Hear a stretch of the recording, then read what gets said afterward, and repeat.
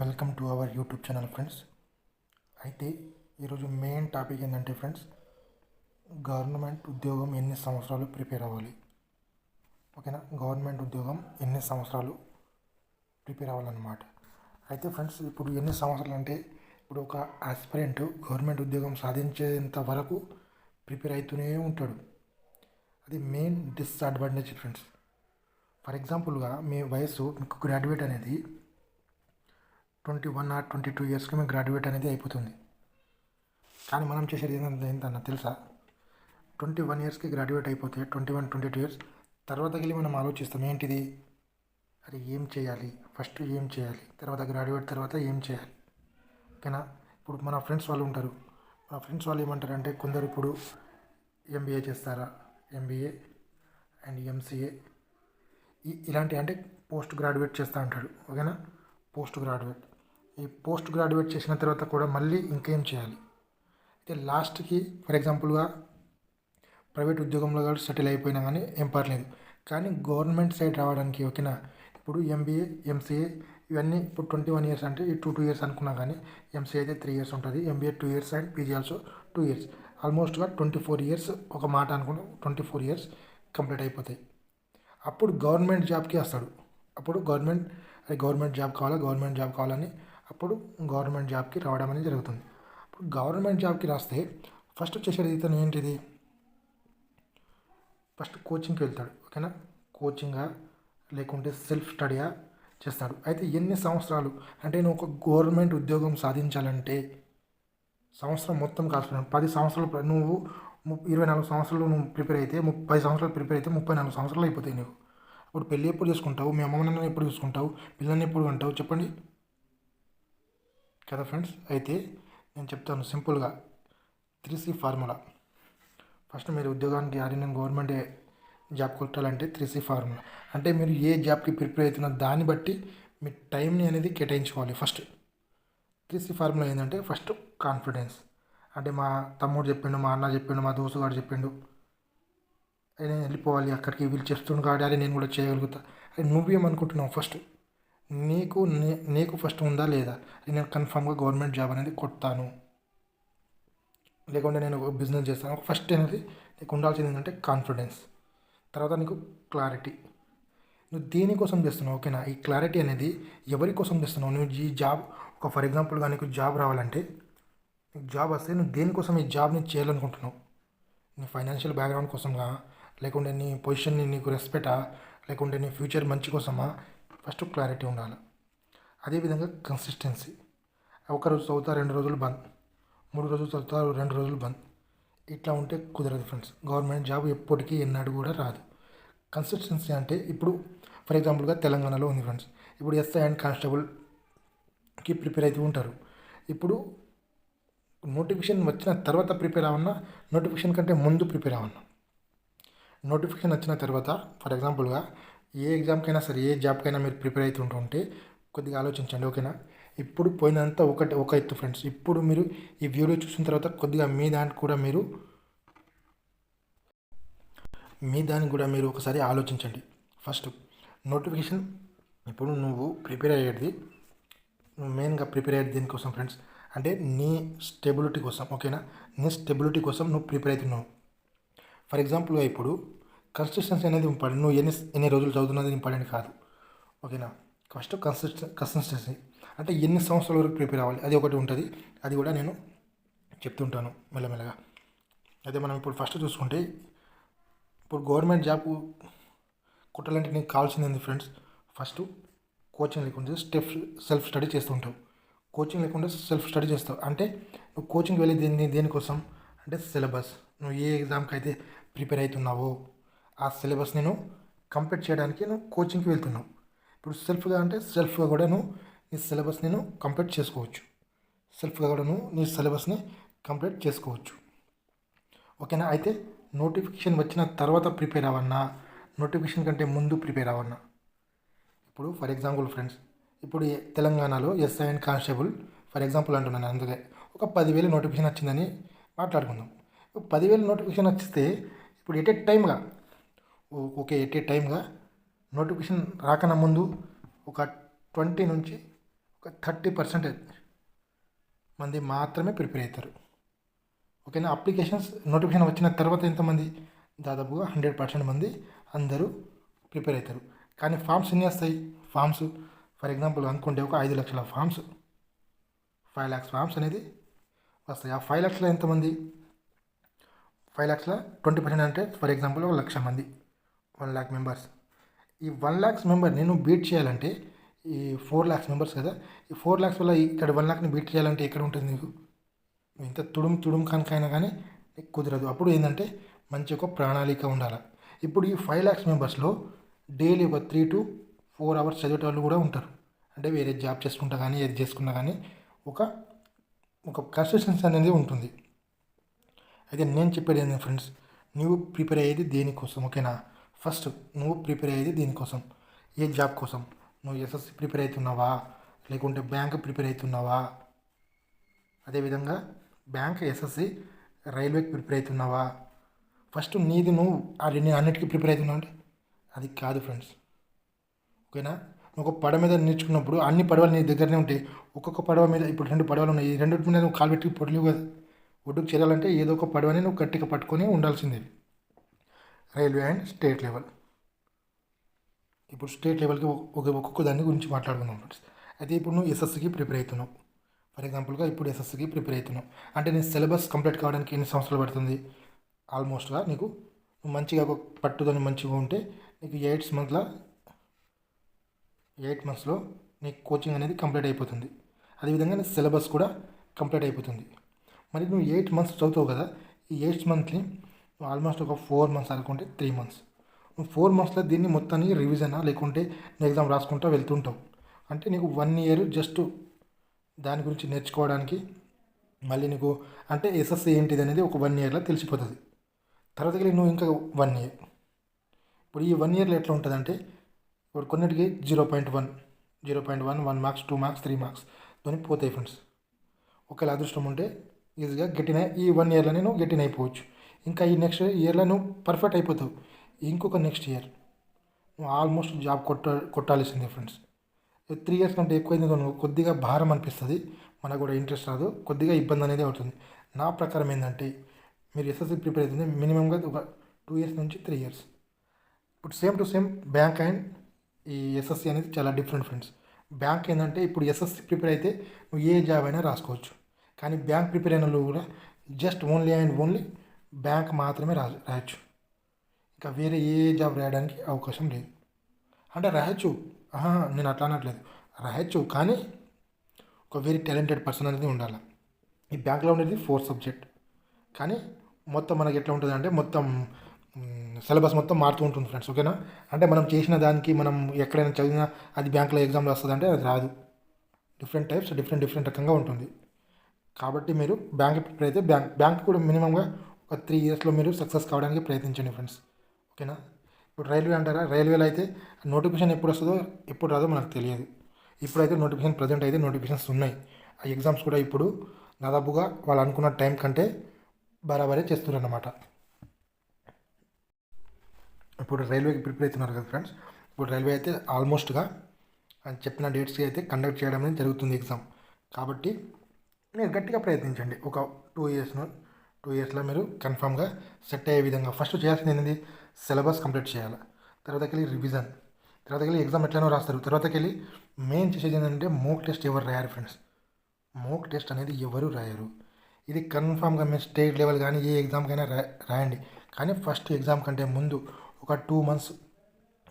ఇప్పుడు బ్యాంక్ అయితే bank and SSC అయితే డైలీ ఎగ్జామ్స్ రాస్తారు వీళ్ళు మోక్ టెస్ట్లో, కానీ రైల్వే స్టేట్ లెవెల్ ఎగ్జామ్స్ వాళ్ళు మాత్రం కొద్దిగా మోక్ టెస్ట్ రాయడానికి అంత శ్రద్ధ చూపించారు అన్నమాట. అయితే కొద్దిగా మీరు 2 months అట్లీస్ట్ ఒక 2 months చదవడానికి ప్రయత్నించండి. అదేవిధంగా ఎగ్జామ్ రాయండి ఫ్రెండ్స్, ఓకేనా. ఇది కూడా రైల్వే ఏ ఎగ్జామ్కైనా సరే ఫ్రెండ్స్ మీరు 3 years, ఈ 3 years కంటే ఎక్కువ తీసుకుంటున్నమాట మీరే లాస్ అవుతారన్నమాట, ఓకేనా. 3 years ఎక్కువ అంటే ఏ ఎగ్జామ్కైనా ప్రిపేర్ అయితే 4 years ఫ్రెండ్స్, 4 years. ఇప్పుడు స్టేట్ లెవెల్ ఒక మాట్లాడుకుంటే ఇప్పుడు 4 years అంటున్నాం ఫ్రెండ్స్. ఇప్పుడు గ్రాడ్యుయేట్ చేస్తాం, మనం బీటెక్ చేస్తాం అనమాట. బీటెక్ చేసినప్పుడు ఏంది 4 years, మనం మొత్తం సంవత్సరం మొత్తం చదివిన ఎంత ఎన్న జస్ట్ ఒక 5 రోజుల్లో 10 రోజుల్లో.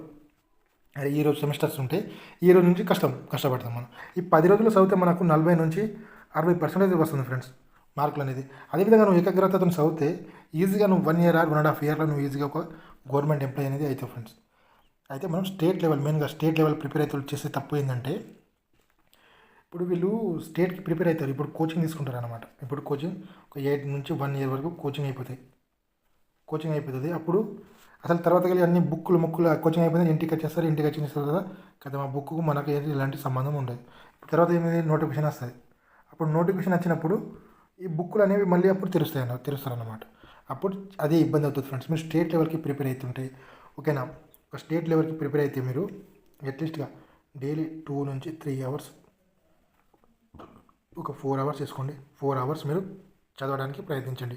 నోటిఫికేషన్ వచ్చిన తర్వాత దీన్నే 8 నుంచి 10 గంటలు వేసుకోండి. ఏంటంటే నేను చెప్పినా కదా, క్లారిటీ, కాన్ఫిడెన్స్ అండ్ కన్సిస్టెన్సీ. నీ బుక్ని ఎప్పుడైతే నువ్వు చదువుతూ ఉంటావో అప్పుడే నీకు అది చదవాలనేది ఒక కోరిక ఉంటుంది. ఒకటేసారి నోటిఫికేషన్ వచ్చిన తర్వాత నువ్వు ఎట్ ఏ టైం 8 గంటలు చదవాలంటే ఎక్కడికి అవుతుంది? ఈ 4 అవర్స్ మీరు ఏదైనా జాబ్ చేసుకుంటా, మీకు కోచింగ్ అయిపోయింది, ఇంకా 1 ఇయర్లో మీకు ఓకే. ఇప్పుడు నోటిఫికేషన్ అనేది 1 ఇయర్లో నోటిఫికేషన్ ఉంది అని అనిపిస్తే కంటిన్యూ చేయండి, పర్లేదు. ఒక 3 ఇయర్స్ నోటిఫికేషన్, ఇప్పుడు ఫర్ ఎగ్జాంపుల్గా కానిస్టేబుల్ నోటిఫికేషన్ వచ్చింది అనుకో ఫ్రెండ్స్, ఇది మొత్తం కంప్లీట్ ప్రాసెస్ అవ్వడానికి 1 నుంచి 1.5 ఇయర్స్ అనేది పడుతుంది. 1 ఇయర్ నుంచి 1.5 ఇయర్స్ అనేది కన్ఫర్మ్గా పడుతుంది ఫ్రెండ్స్. కాబట్టి మీరు కన్సిస్టెంట్గా ప్రయత్నించండి. మీ సిలబస్ అయిపోయిందా, మీరు ఇంకోసారి రివిజన్, మీరు అట్లీస్ట్గా మీకు సిలబస్ అయిపోయిందా ఒకసారి అయినా రివిజన్ చేయాలి. అప్పటి నుంచి మీకు కన్సిస్టెన్సీ 3 అవర్స్ అవుతారా, 5 అవర్స్ చేసుకుంటారా, మీరు జాబ్ చేసుకుంటారా, అది మీ ఇష్టం. అది ఫ్రెండ్స్. అయితే ఫస్ట్ మనం చేసేది తిప్ప ఎట్లా చదవాలి అంటే వెయిటేజ్ ప్రకారంగా చదవాలి ఫస్ట్. ఇప్పుడు వెయిటేజ్ అంటే ఏంటిది? ఇప్పుడు రైల్వే ఉంది ఫ్రెండ్స్. ఇప్పుడు రైల్వేలో ఏముంది, ఆర్థమెటిక్ ఎన్ని మార్కులకు ఉంది. ఏ జాబ్కైనా ఈ విధంగా చదవండి మీరు. ఎస్ఎస్సీకి ప్రిపేర్ అయిన రైల్వే ప్రిపేర్ ఏదైనా సరే. ఇప్పుడు ఆర్థమెటిక్ ఎన్ని ఉన్నాయి, రైల్వే ఆర్ఆర్బీ గ్రూప్ డీలో అంటే 25 మార్కులు ఉంది. ఇప్పుడు రీజనింగ్ ఏ విధంగా ఉన్నాయి, రీజనింగ్ 30 మార్కులు ఉన్నాయి. అదేవిధంగా జనరల్ సైన్స్కి 25 మార్క్స్ ఉన్నాయి. మొత్తం జనరల్ కరెంట్ అంటే మొత్తం జీకే జిఏ అంతా కలిపి మొత్తం 20 మార్కులు ఉంది. ఇప్పుడు ఈ 20 మార్కులు ఉంటే ఇప్పుడు మీరు ఫస్ట్ మెయిన్, ఇప్పుడు ఇది ఫర్ ఎగ్జాంపుల్ 400 పేజీ ఉంటుంది ఫ్రెండ్స్ ఈ బుక్, రీజనింగ్ బుక్. ఈ బుక్ కూడా 400 పేజెస్ ఉంటాయి. ఈ బుక్ కూడా 400 పేజెస్ ఉంటాయి ఫర్ ఎగ్జాంపుల్ మాట్లాడుకోండి. ఇప్పుడు ఇక్కడ చూసుకుంటే మీరు ఇక్కడ చూడండి, ఇప్పుడు జిఏ సెక్షన్ చూసుకుంటే 20 మార్క్స్ ఉంటుంది ఇక్కడ. ఇప్పుడు 400 పేజెస్ ఉన్నాయి కదా. ఇప్పుడు రీజనింగ్ 400, ఫస్ట్ ప్రయారిటీ ఇదే తీసుకోవాలి. రీజనింగ్ తర్వాత ఆర్థమెటిక్, తర్వాత జిఎస్. ఇప్పుడు చాలామంది ఎట్లా చేస్తారు చెప్పన్నా, ఇప్పుడు general awareness and general science ఉంది కదా, జీకే ఉంది కదా. ఇప్పుడు ఇది current affairs, static GK and history, polity and economy, and Geography. 1, 2, 3, 4, 5, 6 ఈ 6 సబ్జెక్ట్ని కలిపి ఎన్ని మార్కులు వస్తాయి ఫ్రెండ్స్? 20 మార్కులు వస్తాయి. ఈ 6 సబ్జెక్ట్ని మనం చదువుకోవాలంటే, కొద్దిగా మంచిగా చదవాలంటే అట్లీస్ట్గా నేను చెప్పేది ఒక 50 పేజెస్ ఒక 100 పేజెస్ అనుకున్నా కానీ మొత్తం ఎన్ని ఉన్నాయి? ఈ 6 అంటే ఆల్మోస్ట్గా ఒక 700 నుంచి 800 పేజెస్ ఉంటాయి ఫ్రెండ్స్. ఈ 700 నుంచి 800 పేజెస్ మీరు చదివేసరికి మీకు వచ్చే మార్కులు ఎన్ని? 20 మార్కులు. అదే మీరు ఇక్కడ చూడండి, ఈ 400 పేజెస్ అనుకోండి, ఈ ఒక 400 పేజెస్ అనుకోండి. ఈ 1200 పేజెస్ మీరు చదివేసరికి 1200 పేజెస్ ఫర్ ఎగ్జాంపుల్ అంటున్నా, ఈ 800 పేజెస్ చదివితే మీకు ఎన్ని మార్కులు వస్తాయి? 55 మార్కులు వస్తాయి. ఈ 55 మార్కుల్లో మీకు కన్ఫర్మ్గా 45 నుంచి 50 మార్క్స్ అనేది మీకు కన్ఫర్మ్గా చేయొచ్చు ఆర్థమెటిక్ అండ్ రీజనింగ్ నుంచి. అదే నేను వెయిటేజ్ ప్రకారం ఏ జాబ్ అయినా సరే ఇప్పుడు వెయిటేజ్ ప్రకారంగానే చదవాలి అన్నమాట. ఇప్పుడు ఎస్ఐ అండ్ కానిస్టేబుల్ చూసుకుంటే ఫస్ట్ ఆర్థమెటిక్, తర్వాత వెళ్ళి రీజనింగ్, తర్వాత వెళ్ళి ఇంగ్లీష్. ఈ 3 సబ్జెక్ట్ నుంచే కరెంట్ అఫైర్స్. ఈ 4 సబ్జెక్ట్ నుంచి ఆల్మోస్ట్గా మనం మాట్లాడుకుంటే 75 నుంచి 80 మార్క్స్ అనేది వస్తాయి ఫ్రెండ్స్. 75 నుంచి 80 మార్క్స్ అనేది వస్తాయి. ఇక 20 వేసుకున్నా కానీ, ఇక్కడ ఇంగ్లీష్లో 25 మార్కులు అనుకున్నా కానీ మొత్తం 65 మార్కులు. ఇక్కడ నుంచి ఒక 10-15 మార్కులు వచ్చినా కానీ 75 నుంచి 80 మార్కులు రావాలి. ఇప్పుడు కొందరు ఏం చేస్తారు, ఇప్పుడు పర్యావరణం ఉంటుంది ఫ్రెండ్స్, విపత్తి పర్యావరణం, డిసిజన్ మేనేజ్మెంట్ ఇక్కడ చదువుతారు మళ్ళీ. అదే అది 100 పేజీ 20 పేజీ 100 పేజీల బుక్ ఉంటుంది. అది 100 పేజీల నుంచి ఎన్ని మార్కులు వస్తాయి? 3 నుంచి 4 మార్కులు వస్తాయి. ఈ పర్యావరణం నుంచి నువ్వు తెలంగాణ హిస్టరీ చదువుకో, ఇక్కడ నుంచి తెలంగాణ హిస్టరీ నుంచి దాదాపుగా అనుకున్న 10 నుంచి 15 మార్కులు వస్తాయి కదా. తెలంగాణ హిస్టరీ చదువుకోండి అక్కడ. ఇట్లా చదవాలి. మీరు ఎప్పుడైతే వెయిటేజ్ ప్రకారం ఏ జాబ్కైనా ప్రిపేర్ అవుతుంటే మీరు వెయిటేజ్ ప్రకారంగా చదువుకుంటే మీ ఈజీగా అనేది గెటిన్ అవ్వడానికి ఛాన్సెస్ అనేది ఎక్కువ ఉంటాయి అన్నమాట. అంటే డిస్ట్రాక్షన్ కాకుండా ఇలా చదవాలి. డిస్ట్రాక్షన్ అంటే ఏంటి ఫ్రెండ్స్, ఇప్పుడు మా దగ్గర మొబైల్ ఉంటుంది. ఈ మొబైల్లో ఏమైనా ఒక రీల్ చూస్తాం, ఆ రీల్స్ కథం మొత్తం 5 గంటలు కాదు 10 గంటలైనా ఆ రీల్స్ అనేవి ఈజీగా అయిపోతాయి. అంటే మనం డిస్ట్రాక్షన్ కాకుండా ఎలా ఉండాలంటే ఫస్ట్ నువ్వు ఈరోజు ఫస్ట్ లేవంగానే నువ్వు చదవాల్సింది ఏంటి, ఒక టేబుల్ అని రాసుకున్నావు, ఒక టేబుల్ నీ టైం టేబుల్ నీకు ఎట్లా సూటబుల్ ఉంటే ఆ టైం టేబుల్ని రాసుకో. నువ్వు 4 గంటలు చదువుతావు, 5 గంటలకు చదువుతావు, అది నీ చాయిస్. అది ఫస్ట్ నువ్వు చేయాల్సిన మొదటి ప్రణాళిక అన్నమాట. మొదటి ప్రణాళిక. తర్వాత వెళ్ళి నువ్వు ఈ టేబుల్ నేను రాసుకుంటే ఒక 100 పేజెస్ బుక్ కొనండి ఫ్రెండ్స్. దాంట్లో నువ్వు డైలీ చేయాల్సింది ఏంటిది, మీ ఏ జాబ్కైనా ప్రిపేర్ అయ్యింది, నువ్వు డైలీ చేయాల్సింది ఏంటిది అసలు. ఫస్ట్ లేవంగానే నువ్వు 7 గంటలకు లేస్తావు, 8 గంటలకు లేస్తావు, 3 గంటలకు లేస్తావు, 4 గంటలకు, అది నీ చేసి నువ్వు ఎప్పుడైతే లేస్తావో, నీ డే ఎప్పుడైతే బిగిన్ అవుతుందో అప్పటి నుంచి నువ్వు అది రాసుకోవడం ప్రయత్నించండి. అది మీరు చేస్తున్నారా లేదా ఇట్లా టిక్ పెట్టుకోండి. అది ఇప్పుడు నేను అర్థమెటిక్ చేయాలా, ఎన్ని గంటలు చేయాలా, ప్రాఫిట్ అండ్ లాస్ చేయాలి, ఈరోజు కంప్లీట్ చేయాలి, ఒక 100 క్వశ్చన్లు చేయాలి దీంట్లో. ఓకే, 100 క్వశ్చన్లు, రీజనింగ్లో ఒక 50 క్వశ్చన్లు, తెలంగాణ హిస్టరీలో ఒక ఫస్ట్ శతమానాలు చదువుకోవాలి నేను ఈరోజు. ఇట్లా లేదంటే మీరు వీక్లీ ప్లాన్ చేయండి. ఈ కంప్లీట్ అయిపోయిన తర్వాత మీరు సోషల్ మీడియా దేనికైనా, యూట్యూబ్కైనా, దేనికైనా మీరు చూడడానికి ప్రయత్నించండి, లేకుంటే లేదు ఫ్రెండ్స్. అయితే ఫస్ట్ లైబ్రరీ లేకుంటే రూమ్లో ఉండి చదువుకోవన్నా, ఓకేనా, ఇంట్లో ఉండి రూమ్లో ఉండి, ఓకే మీరు రూమ్లో ఉండి కూడా చదువుకోవచ్చు ఫ్రెండ్స్. అంటే నా సజెషన్ ఏంటంటే మీరు ఎక్కువ మట్టికి లైబ్రరీకి వెళ్ళండి. ఎందుకంటే అక్కడ అందరూ చాలామంది చదువుతూనే ఉంటారు, కాబట్టి మీకు కూడా ఒక డిమోటివేషన్ అనిపిస్తున్నా కానీ అక్కడ అది చూస్తే ఇప్పుడు మీ ఫ్రెండ్స్ ఉంటారు ఎవరైనా సరే, అక్కడికి వెళ్ళినా మీ ఫ్రెండ్స్ అవుతారు. అరే వాళ్ళ ఎక్స్పీరియన్స్ కొద్దిగా మీకు వస్తుంది, మీ ఎక్స్పీరియన్స్ కూడా వాళ్ళకి వస్తుంది, ఏ సబ్జెక్ట్ ఎట్లా వస్తుంది అనేది కొద్దిగా మీకు అవగాహన అనేది వస్తుంది. కాబట్టి మీరు లైబ్రరీకి వెళ్ళడానికి ప్రయత్నించండి. ఓకే లైబ్రరీ లేదంటే రూమ్లోనే నేను పర్ఫెక్ట్గా నేను డైలీ టార్గెట్ కంప్లీట్ చేసుకుంటానంటే మీరు రూమ్లో ఉండి కూడా చదువుకోవచ్చు. కానీ నా సజెషన్ ఏంటంటే లైబ్రరీకి వెళ్ళండి ఫ్రెండ్స్. అక్కడ ఏంటంటే మీకు ఒక వాతావరణం ఉంటుంది, అక్కడ ఒక క్లైమేట్ అనేది బాగుంటుంది ఫ్రెండ్స్, ఓకేనా. చాలామంది ఉన్న దగ్గర క్లైమేట్ అనేది బాగుంటుంది అనమాట, మంచిగా చదువుకోవడానికి కూడా మంచిగా ఉంటుంది అనమాట. అక్కడ మీకు బుక్స్ కూడా ఉంటాయి లైబ్రరీలో, కాబట్టి మీరు అంత ఖర్చు చేయాల్సిన అవసరం కూడా లేదు. ఇప్పుడైతే వైఫై కూడా ఉంది ఫ్రెండ్స్, ఇప్పుడు మీరు వైఫై కూడా అవైలబుల్లో ఉంటాయి అన్ని లైబ్రరీస్లో. అయితే ఇట్లా అనమాట, మీరు చదివితే ఇప్పుడు ఆన్లైన్ కోచింగ్ తీసుకున్నా కానీ అక్కడ వెళ్ళి మీరు డైలీ ఒక 3 or 4 క్లాసెస్ వినొచ్చు, అవి ఇక్కడ రివిజన్ చేయొచ్చు. ఓకే, నా సజెషన్ అంటే లైబ్రరీకి వెళ్ళండి ఫ్రెండ్స్. అయితే ఇప్పుడు ఎన్ని సంవత్సరాలు ప్రిపేర్ అవ్వాలి, అట్లీస్ట్గా మీరు 1 year అయితే ఫ్రెండ్స్ మీ మొత్తం సిలబస్ కంప్లీట్ కావడానికి, దానిపైన అవగాహన రావడానికి 1 year అయిపోతుంది. ఇంకా 2 years అంటారు. ఈ 2వ సంవత్సరంలో మీరు అట్లీస్ట్గా ఒక జాబ్ కొట్టడానికి ప్రయత్నించండి. ఇప్పుడు ఏ జాబ్ రాలేదనుకో ఫ్రెండ్స్, ఏదో ఒకటి ఇప్పుడు పోస్టుల్లో పడుతుంది చూడండి, పోస్టుల్లో ఓకేనా, పోస్టులు జీడిఎస్ పడుతుంది. ఈ జీడిఎస్ అప్లై చేయండి, అందరూ వస్తే హ్యాపీగా వెళ్ళిపోతారు కదా అక్కడికి. మీకు 20,000 జీతం వస్తుంది, 20,000 జీతం అంటే నాకు 20,000 వద్దు, 1,00,000 రూపాయలు కావాలా. ఫస్ట్ నువ్వు ఫైనాన్షియల్గా ఇండిపెండెంట్ కావడానికి ప్రయత్నించు. ఫైనాన్షియల్గా ఇండిపెండెంట్ అంటే అమ్మ నాన్నల మీద భారం పడకు. తర్వాత ఇదేంటి 4 hour జాబ్, మీరు పార్ట్ టైం జాబ్ చేసుకోవచ్చు, మళ్ళీ మీరు మంచిగా చదువుకోవచ్చు. ఏ జాబ్ వచ్చినా కానీ ఇప్పుడు ఎస్ఎస్సి జీడీ ఉంటుంది ఫ్రెండ్స్, ఎస్ఎస్సి జీడీ కూడా దీనికి ఒక 40,000 జీతం వస్తుంది, 35 నుంచి 45,000 జీతం వస్తుంది. ఫస్ట్ మీకు ఏ జాబ్ వచ్చినా కానీ అక్కడికి వెళ్ళడానికి మీరు వెళ్ళిపోండి. ఓకే, మీ టార్గెట్ ఉందా, నేను పెద్ద ఐఏఎస్, ఇప్పుడు యూపీఎస్సీ ప్రిపేర్ అవ్వాలి, సరే మీరు ఫస్ట్ అయితే జాబ్లో ఏదో ఒక జాబ్లో జాయిన్ అవ్వండి కదా, తర్వాత వెళ్ళి కూడా యూపీఎస్సీని మీరు టార్గెట్ చేయొచ్చు. ఒక ఫైనాన్షియల్ ఇండిపెండెంట్ అనేది వస్తుంది, మీ లైఫ్ అనేది స్టార్ట్ అయిపోతుంది, ఈజీగా బిగిన్ అయిపోతుంది. ఎస్బీఐ క్లర్క్ కొట్టినారు, ఎస్బీఐ క్లర్క్ కాదు ఆర్ఆర్బీ క్లర్క్ కొట్టినా, నేను వెళ్ళి ఆర్ఆర్బీ పిఓ కొడతాను, ఫస్ట్ ఆర్ఆర్బీ క్లర్క్లో జాయిన్ అయిపో, తర్వాతకి వెళ్ళి నీ ఇష్టం. కానిస్టేబుల్ జాబ్ వచ్చింది, అరే నేను కానిస్టేబుల్ జాబ్కి ప్రిపేర్ నేను జాయిన్ కానీ ఎస్ఐ కొడతాను, ఫస్ట్ కానిస్టేబుల్ కొట్టుకో. తర్వాత కానిస్టేబుల్ కొట్టాలంటే కూడా దమ్ము ధైర్యం అనేది అన్నీ ఉండాలి ఫ్రెండ్స్. ఈ కలర్ జాబ్స్ అనేది ఈజీగా అనేది రాదు, ఓకేనా. ఏ జాబ్కైనా సరే నువ్వు జాబ్ కొట్టాలంటే కొద్దిగా నీకు ఒక అదృష్టం అనేది ఉండాలి ఫ్రెండ్స్, అదృష్టం ప్లస్ నీ హార్డ్ వర్క్, ఇవి రెండు అయితే ఎప్పుడైతే ప్లస్ అవుతాయో నువ్వు అప్పుడు డబుల్ ప్లస్ అవుతావు.